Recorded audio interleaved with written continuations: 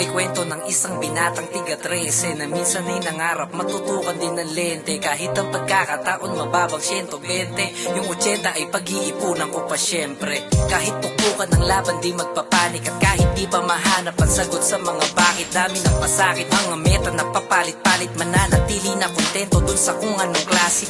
Uhaw pa sa kaalaman, tuyuan labi, wala ng laway, wala na ring gamot sa puwera bati. At dun sa inggit ng daliri ko yung kalahati, kung gusto ng buo pakisabi dun sa nagsabi. Gusto ko't hangarin, balang araw ay palarin, tulong na lang sa hangin kahit na bale wala rin. Sumasagi sa isipan kung anong dapat linangin, ang bawat detalye ay malabo, dapat kong linawin.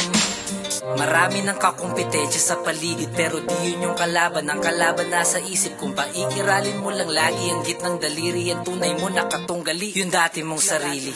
Kapag pagod magpahinga ka pare, pag malungkot di pwedeng malungkot na lang lagi. Ngiti lang ang apoy, di pwedeng sumabay sa aret. Di yung pag wala kang pera, yung apoy mo ay wala rin. Gabi na malamig, awak mainit mo na tasa, habang sa kalendaryo ay nagsisipat ng tsansa. At hindi na rin para magsisi sa pag-asa, palakpak ang kapalit ng pagsisikap sa masa. Gusto ko't hangarin, balang araw ay palarin, tulong na lang sa hangin kahit na bale wala rin. Sumasagi sa isipan kung anong dapat linangin, bawat detalye ay malabo, dapat kong linawin.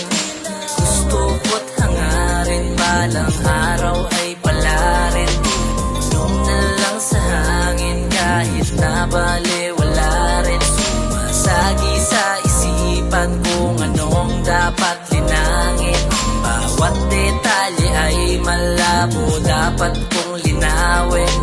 Gusto ko't hangarin, papalarin, tulong na lang sa hangin,